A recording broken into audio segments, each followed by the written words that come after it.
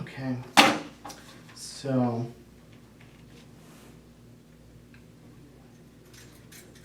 anxiety, as you might have been able to tell, is one of the biggest aspects of Freud's theory as far as being a problem. And Freud went to great lengths to explain the reasons why anxiety happens. And so how Freud defined anxiety is that it's a warning of impending danger. And he distinguished 3 different types of anxiety. The first type is known as objective anxiety, which arises when there is an objective threat to the person's well-being.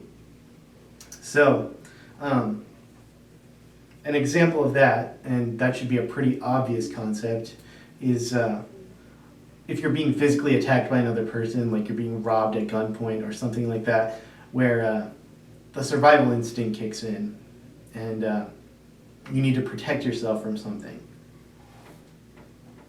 Now, there are different ways that this anxiety manifests itself, which expresses itself in the second type, which is known as neurotic anxiety, even though it's not a physical threat. And neurotic anxiety is when the ego feels that it's going to be overwhelmed by the id. And what that means is when the needs of the id become so powerful that the ego feels that it will be unable to control them. And when the ego can't control the needs of the id, an irrationality is expressed in the behavior.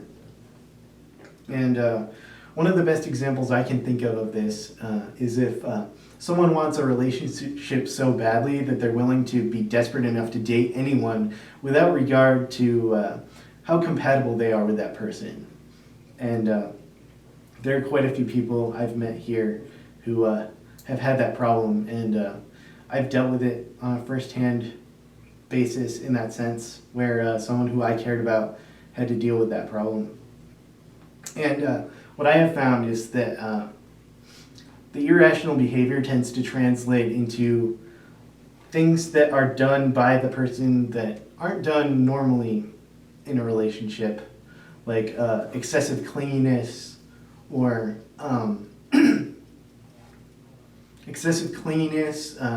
consistently checking to see whether the person feels the same way about them in a way that should be obvious to a healthy person. That's just one example of neurotic anxiety. The third type of anxiety is moral anxiety, and that arises when an internalized moral value is violated or is about to be violated. And to explain that in simpler terms, moral anxiety is just the shame or guilt that we feel when we violate a principle that we believe in. And the way that's expressed is through self-punishment, where we blame ourselves or we insult ourselves, things like that.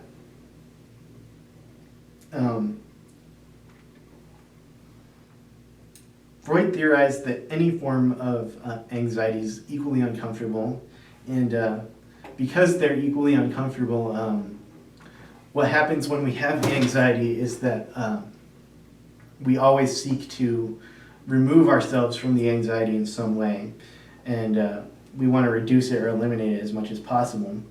And the seeking of reducing anxiety was considered a basic need just as much as hunger, thirst, or pain, reducing hunger, thirst, or pain. And to reduce anxiety, the ego must deal effectively, to reduce objective anxiety, the ego must deal effectively with the physical environment. To deal with neurotic and moral anxiety, the ego must use processes that Freud called ego defense mechanisms. So rather than responding to the physical environment, ego defense mechanisms did one of two things because they were abstract. They would distort reality, and by distorting reality, it would allow the person experiencing the anxiety to rationalize a different situation than what was actually going on in order to escape it. And then the second aspect of ego defense mechanisms is that they would operate on the unconscious level.